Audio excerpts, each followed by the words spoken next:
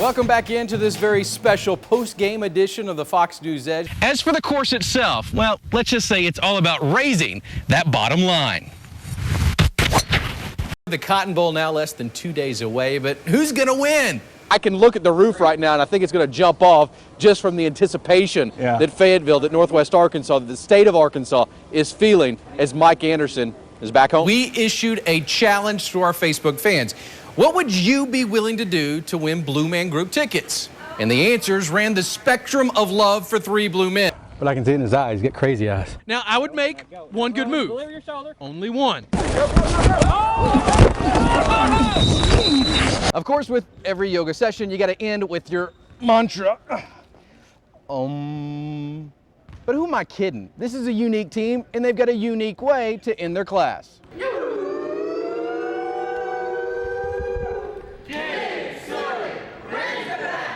What would you like for Valentine's Day? Rest. There you go. It's that easy. On a day like today, there's no question. You got to have a little R&R. It's been more than a month since the Hogs first found out their postseason fate, and now the Hog faithful clamoring for Cotton. Ryan Mallett is in the shotgun, back to pass, looks downfield, wide open is Joe Adams, touchdown, Arkansas. Listening and watching have been historical cornerstones for getting your sports. And while the way we get our sports information will no doubt continue to evolve with millions of posts and tens of thousands of users, don't expect these message boards and blogs to...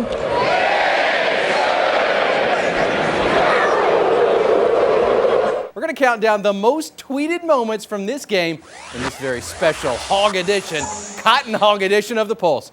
Number 5, Kyler Wilson and the guy we like to call J. Wright, Jarius Wright. The two hooked up for this 45-yard touchdown pass in the middle of the second quarter.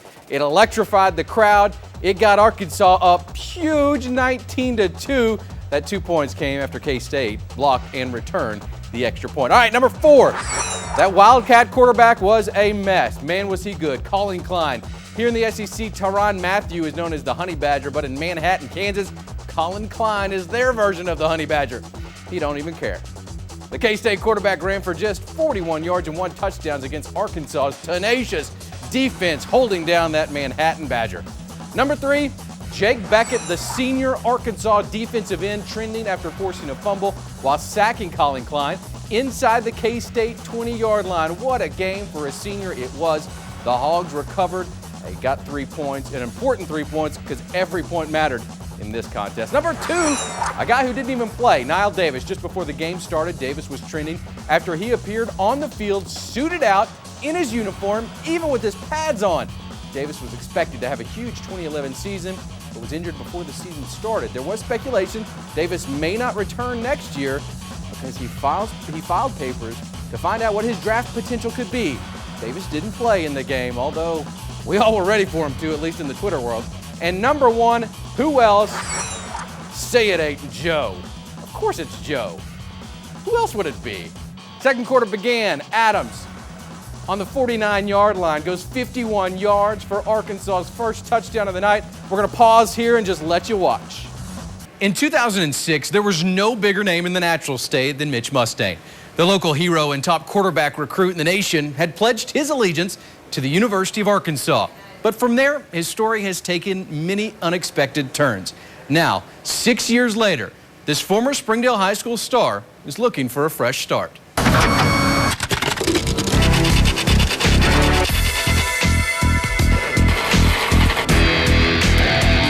I've decided to go to the University of Arkansas, be ready.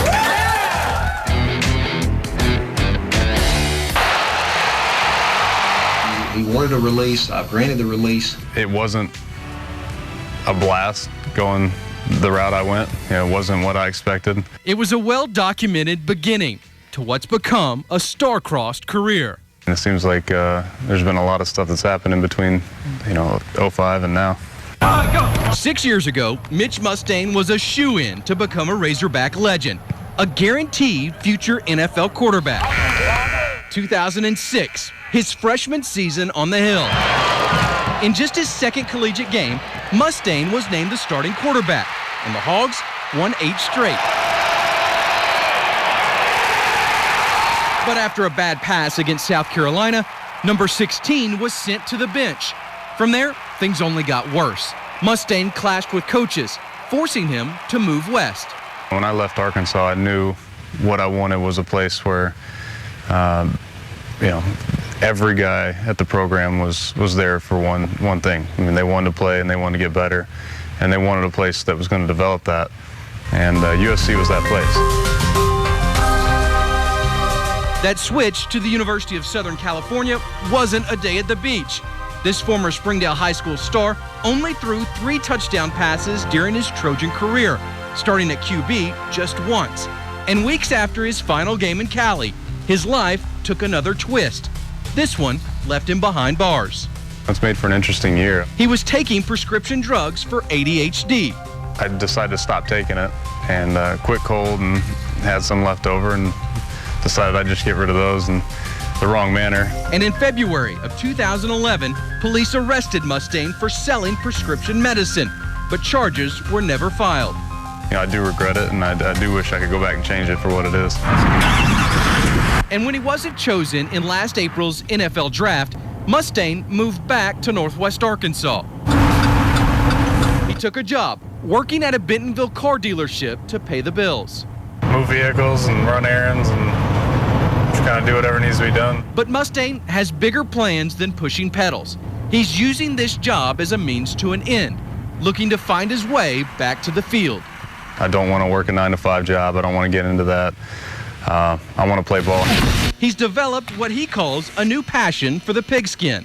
Being away from the game and watching everybody else play, it's like a kid sitting in timeout. Right?